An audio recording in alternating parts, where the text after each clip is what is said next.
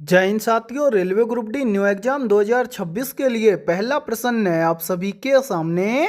नीचे दिए गए विकल्पों में से संबंधित संख्या को चुनिए। यानी कि ये पहला प्रश्न आप सभी के सामने नंबर एनालॉजी से संबंधित प्रश्न दिया गया है और आपसे पूछा गया है कि जिस प्रकार से 3 का संबंध है 28 के साथ में, उसी प्रकार से 9 का संबंध किस संख्या के साथ में होगा। तो इस टाइप के प्रश्न को आप एग्जाम में देखते हैं फटाफट से कैसे सोल्व करेंगे। तो वो देखिए जब भी इस टाइप का प्रश्न आपको एग्जाम में दिया जाए तो आपको क्या करना है। सबसे पहले आपको यहाँ पर पता करना है कि 3 से यहाँ पर 28 कैसे बना है। यानी कि जिस प्रकार से यहाँ पर 3 से 28 बना है, उसी प्रकार से फिर हम यहाँ पर बताएंगे कि 9 से इस प्रश्नवाचक चिन्ह के स्थान पर कौन सी संख्या आएगी। तो ध्यान से समझिए इस प्रश्न को किस प्रकार से सोल्व किया गया है। तो सबसे पहले हमें क्या करना है, यहाँ पर पता करना है कि 3 से यहाँ पर 28 कैसे बना है। तो 3 से यहाँ पर 28 बनाने के लिए क्या किया गया है, सबसे पहले इस 3 का किया गया है क्यूब। 3 का क्यूब करेंगे तो 3 का क्यूब होता है 27, ठीक है। और इस 27 के अंदर यहाँ पर हम +1 कर देंगे तो 27 और 1 मिलकर बन जाएगा 28। और ध्यान से देखिए 28 यहाँ पर आप सभी के सामने दिया भी गया है। अब यही सेम लॉजिक हम लगाएंगे इस 9 के अंदर और इस 9 से इस प्रश्न चिन्ह की वैल्यू ज्ञात करेंगे। तो करेंगे क्या, इस 3 की तरह इस 9 का भी सबसे पहले हम क्या करेंगे, क्यूब करेंगे। तो 9 का क्यूब कितना होता है, आप सभी को पता है 9 का क्यूब होता है 729 है। और मेरे भाई 729 के अंदर भी हम क्या कर देंगे, +1 कर देंगे। तो यहाँ पर देखिए 729 के अंदर +1 करेंगे तो यहाँ पर बन जाएगा 730। यानी कि इस प्रश्नवाचक चिन्ह के स्थान पर संख्या भरी जाएगी 730। अब हमें देखना है कि संख्या 730 किसी ऑप्शन में दी गई है। तो आंसर है संख्या 730 हमें दी गई है ऑप्शन डी के अंदर है। तो पहले प्रश्न के अंदर ऑप्शन डी हो जाएगा सभी का करेक्ट आंसर है। तो उम्मीद करता हूं कि जब भी इस टाइप का प्रश्न आपको एग्जाम में दिया जाएगा तो आप देखते ही फटाफट से सोल्व कर लेंगे।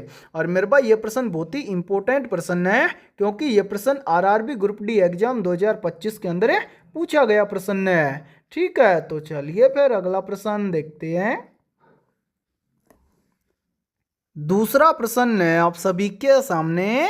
नीचे दी गई श्रृंखला श्रेणी में प्रश्नवाचक चिन्ह के स्थान पर कौन सी संख्या आएगी।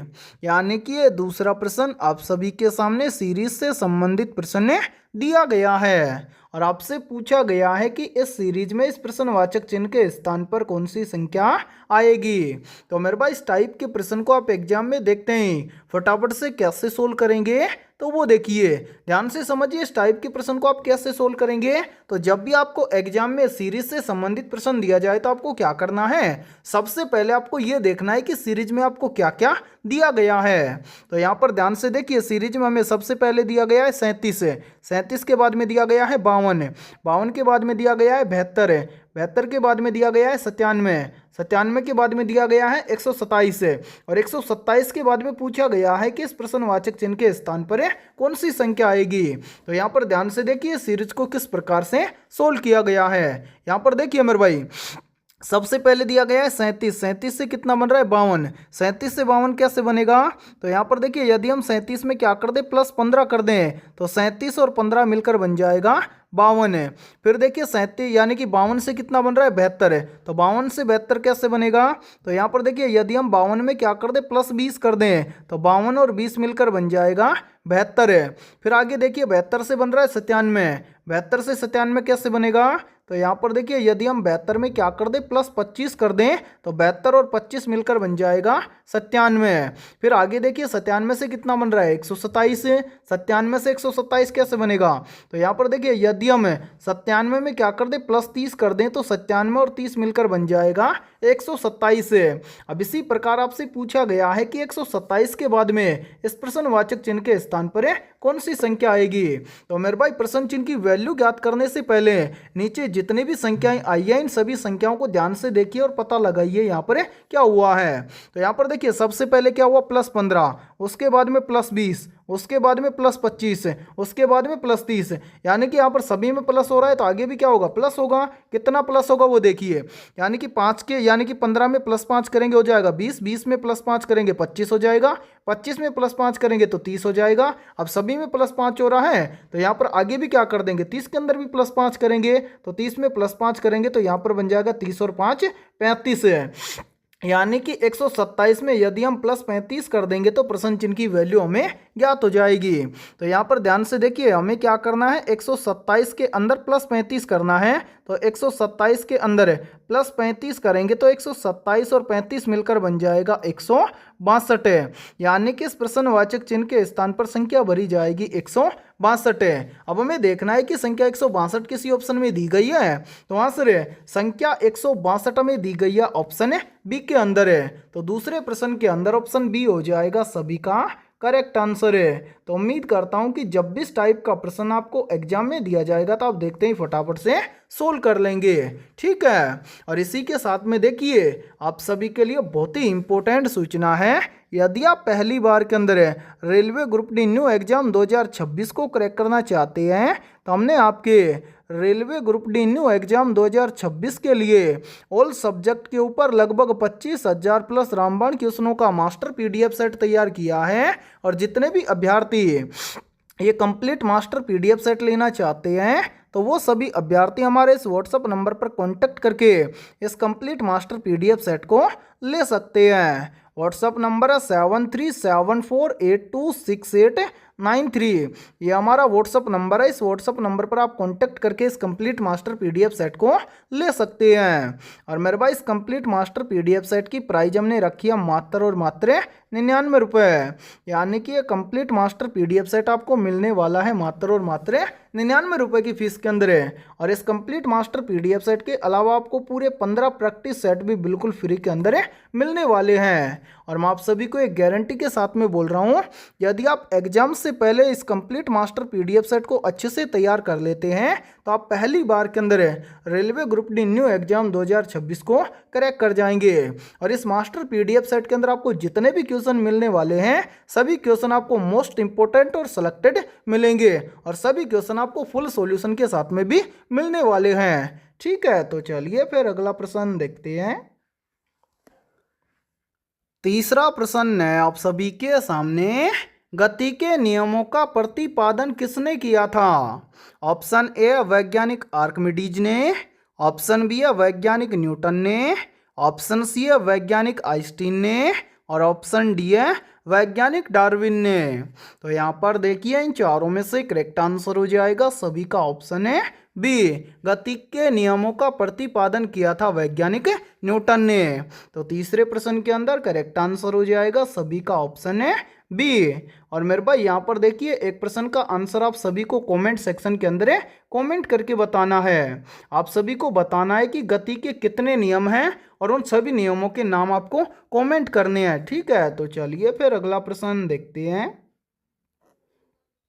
चौथा प्रश्न है आप सभी के सामने, निम्नलिखित श्रृंखला में प्रश्न चिन्ह के स्थान पर कौन सी संख्या होगी?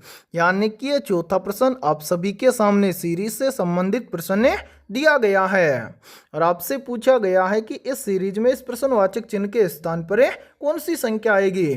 तो मेरे भाई सीरीज को सोल्व करने से पहले काफ़ी स्टूडेंट ये बोलते हैं कि सर इस लेवल के क्वेश्चन क्या ग्रुप डी एग्जाम के अंदर आते हैं? तो हाँ मेरे भाई इसी टाइप के प्रश्न आपके रेलवे ग्रुप डी एग्जाम के अंदर पूछे जाते हैं। तो जल्दी से एक काम कीजिए, इस क्लास को रोकिए और अपने स्तर से इस सीरीज को सोल्व करके इस प्रश्न चिन्ह की वैल्यू फटाफट से कॉमेंट सेक्शन के अंदर कॉमेंट करके बताइए। तो उम्मीद करता हूँ कि आपने इस प्रश्न को जरूर सोल्व किया होगा। तो आइए देखते हैं कि आपका आंसर क्या आया है। तो मैंने आपको काफ़ी बार बताया है कि सीरीज वाले प्रश्न को हम एग्जाम में कैसे सोल्व करेंगे। तो मैंने आपको काफ़ी बताया था कि सीरीज वाले प्रश्न को सोल्व करने से पहले हम क्या करेंगे, सबसे पहले ये देखेंगे कि सीरीज में हमें क्या क्या दिया गया है। तो ध्यान से देखिए, सीरीज में हमें सबसे पहले दिया गया है एक के बाद में दिया गया है दो के बाद में दिया गया है पाँच के बाद में दिया गया है 26 और 26 के बाद में पूछा गया है कि प्रश्न चिन्ह के स्थान पर कौन सी संख्या आएगी। तो ध्यान से समझिए इस सीरीज वाले प्रश्न को कैसे सोल्व किया गया है। सबसे पहले ध्यान से देखिए, इस सीरीज वाले प्रश्न को सोल्व करने के लिए क्या किया गया है, यहाँ पर देखिए एक से बन रहा है दो, एक से दो कैसे बनेगा, तो एक से दो बनाने के लिए क्या किया गया है, इस एक को इसी एक के साथ में गुणा किया गया है और इसके अंदर एक को जोड़ा गया है। तो यहाँ पर देखिए एक का गुणा एक के साथ में करेंगे बनेगा एक, और एक के अंदर एक को ऐड करेंगे तो बन जाएगा दो। अब इसी प्रकार से आगे देखिए दो से कितना बन रहा है, पाँच, तो दो से पाँच कैसे बनेगा, तो यहाँ पर देखिए दो से पाँच बनाने के लिए क्या किया गया है, दो को इसी दो के साथ में क्या किया गया है, गुणा किया गया है और इसके अंदर एक को ऐड किया गया है। तो ध्यान से देखिए दो का दो गुना करेंगे बन जाएगा चार, चार के अंदर प्लस एक करेंगे तो बन जाएगा पाँच।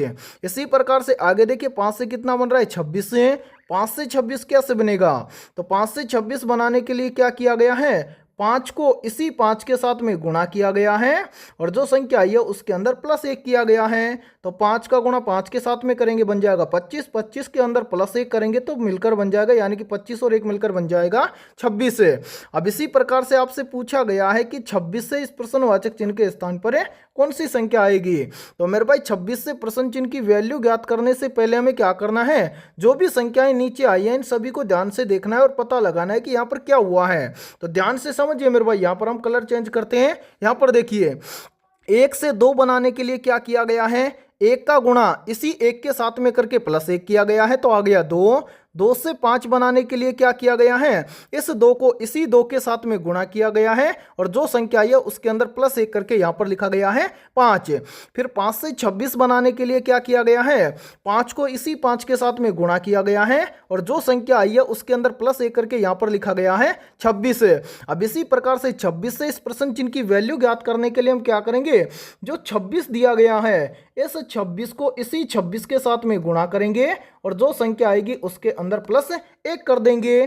तो 26 का गुणा 26 के साथ में करेंगे तो यहाँ पर आ जाएगा 676, ठीक है, और 676 के अंदर इस एक को ऐड कर देंगे तो 676 और एक मिलकर बन जाएगा 677, यानी कि इस प्रश्नवाचक चिन्ह के स्थान पर संख्या भरी जाएगी 677। अब हमें देखना है कि संख्या 677 किसी ऑप्शन में दी गई है, तो आंसर है संख्या 677 में दी गई है ऑप्शन है बी के अंदर है। तो चौथे प्रश्न के अंदर ऑप्शन बी हो जाएगा सभी का करेक्ट आंसर है। तो उम्मीद करता हूं कि जब भी इस टाइप का प्रश्न आपको एग्जाम में दिया जाएगा तो आप फटाफट से सोल्व कर लेंगे। और यदि आपको किसी भी प्रश्न के अंदर कोई भी डाउट हो तो आप उस प्रश्न के बारे में कमेंट सेक्शन के अंदर पूछ सकते हैं, ठीक है। तो चलिए फिर अगला प्रश्न देखते हैं। पांचवा प्रश्न है आप सभी के सामने। यदि CAT बराबर 24 लिखा जाता है और DOG बराबर 26 लिखा जाता है तो TIGER बराबर है क्या लिखा जाएगा।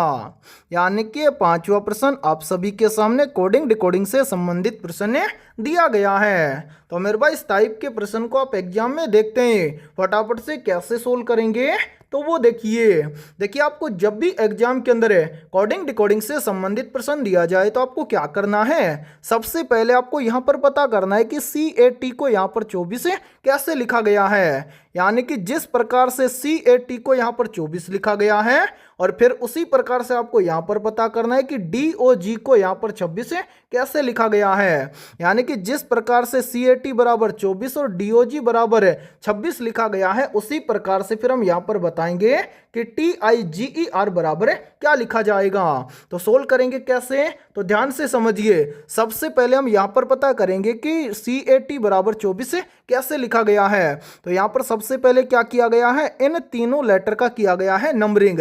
तो पहला लेटर है C आता है कितने नंबर पर, 3 नंबर पर है। C के बाद में है A आता है 1 नंबर पर है।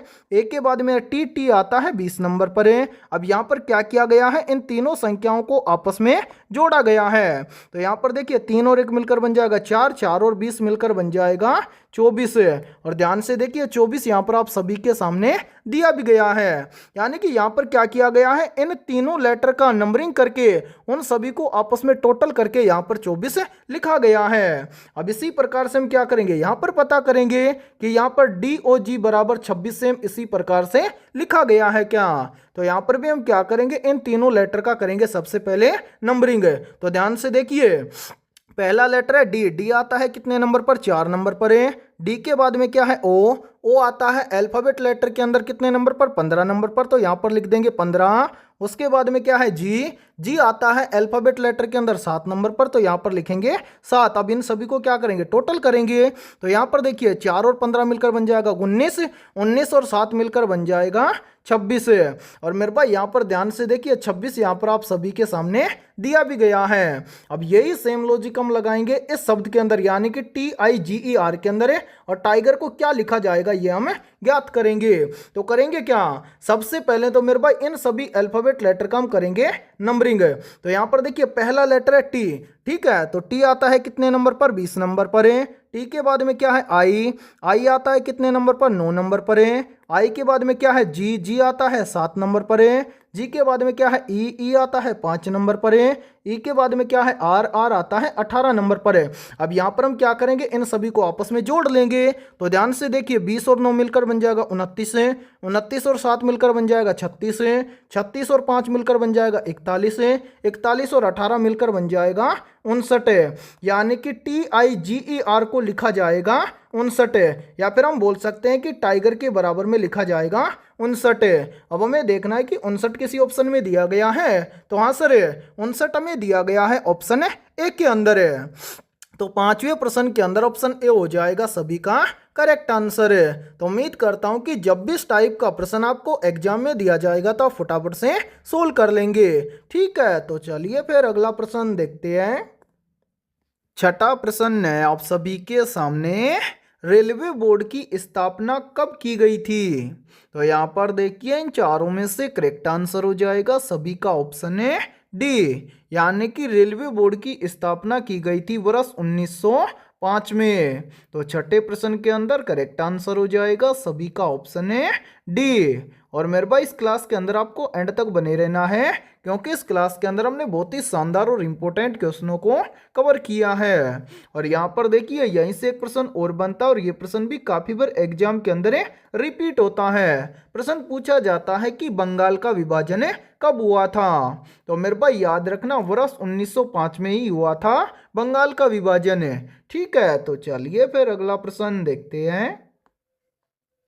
सातवां प्रश्न है आप सभी के सामने, भारत छोड़ो आंदोलन कब शुरू हुआ था। तो मैंने अभी जस्ट आपको पीछे बताया था कि भारत छोड़ो आंदोलन शुरू हुआ था वर्ष 1942 में। तो सातवें प्रश्न के अंदर करेक्ट आंसर हो जाएगा सभी का ऑप्शन है डी। तो चलिए फिर अगला प्रश्न देखते हैं। आठवां प्रश्न है आप सभी के सामने, जैन धर्म के 24वें तीर्थंकर कौन थे।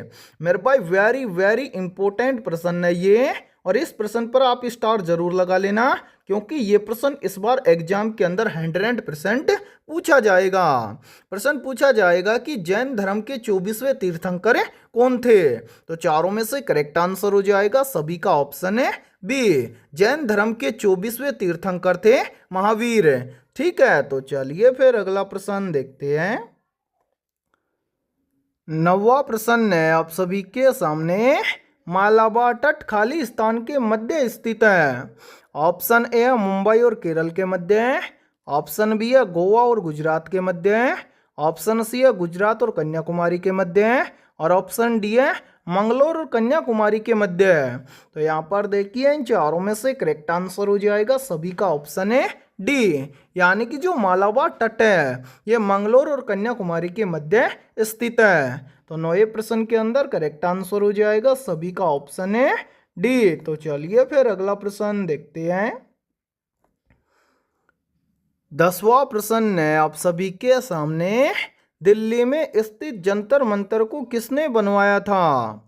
ऑप्शन ए है महाराजा जयसिंह द्वितीय ने, ऑप्शन बी है सवाई मानसिंह ने, ऑप्शन सी है महाराजा जगजीत सिंह ने, और ऑप्शन डी है इनमें से कोई नहीं।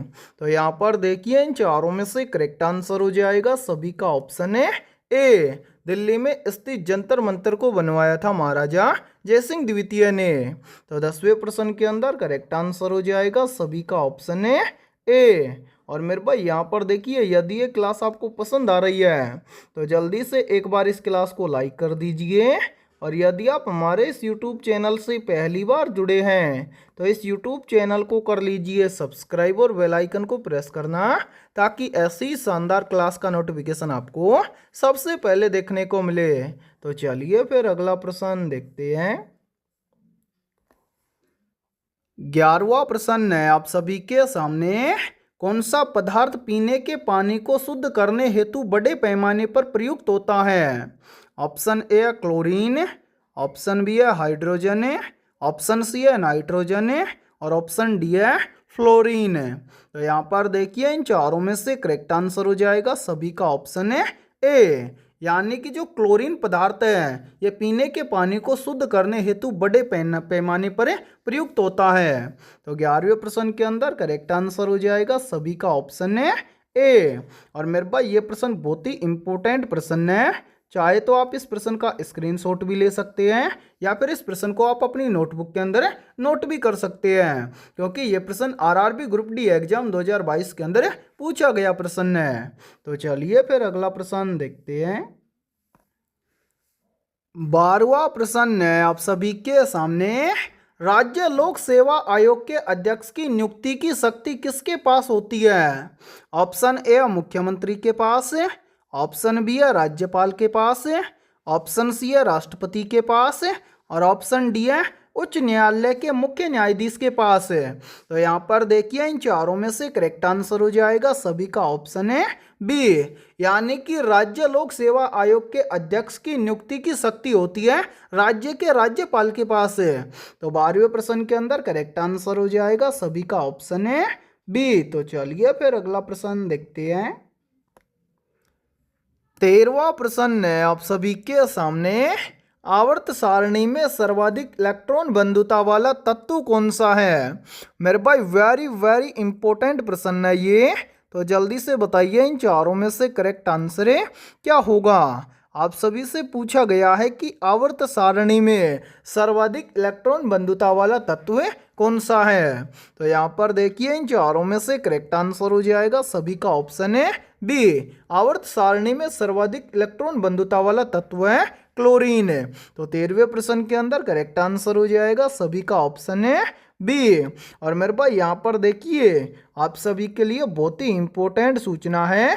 यदि आप पहली बार के अंदर railway group D new exam 2026 को क्रैक करना चाहते हैं तो हमने आपके railway group D new exam 2026 के लिए ऑल सब्जेक्ट के ऊपर लगभग 25,000 प्लस रामबाण क्वेश्चनों का मास्टर पीडीएफ सेट तैयार किया है। और जितने भी अभ्यर्थी ये कंप्लीट मास्टर पीडीएफ सेट लेना चाहते हैं तो वो सभी अभ्यर्थी हमारे इस व्हाट्सएप नंबर पर कांटेक्ट करके इस कंप्लीट मास्टर पीडीएफ सेट को ले सकते हैं।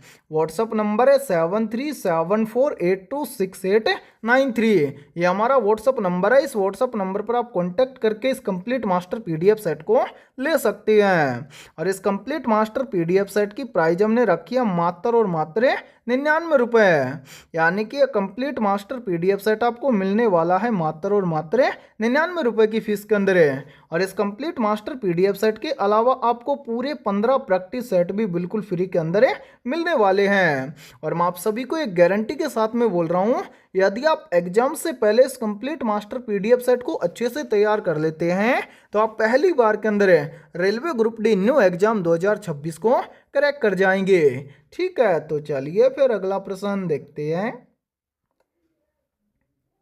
14वां प्रश्न है आप सभी के सामने। निम्नलिखित में से कौन सा कण अस्थायी है? Option A electron, option B है कण, ऑप्शन सी है प्रोटॉन और ऑप्शन डी है न्यूट्रिनो।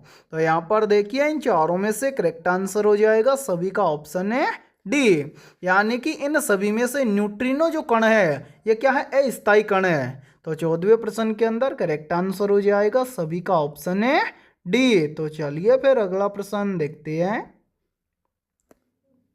15वां प्रश्न है आप सभी के सामने। निम्नलिखित में से कौन यूरोप की सबसे लंबी नदी है? तो यहाँ पर देखिए इन चारों में से करेक्ट आंसर हो जाएगा सभी का ऑप्शन है सी। यूरोप की सबसे लंबी नदी है वोल्गा नदी। तो 15वें प्रश्न के अंदर करेक्ट आंसर हो जाएगा सभी का ऑप्शन है सी। तो मेरे भाई आज के इस क्लास के अंदर इतना ही। फिर मिलते हैं ऐसे ही बेहतरीन और शानदार क्वेश्चनों के साथ सुबह 7 बजे।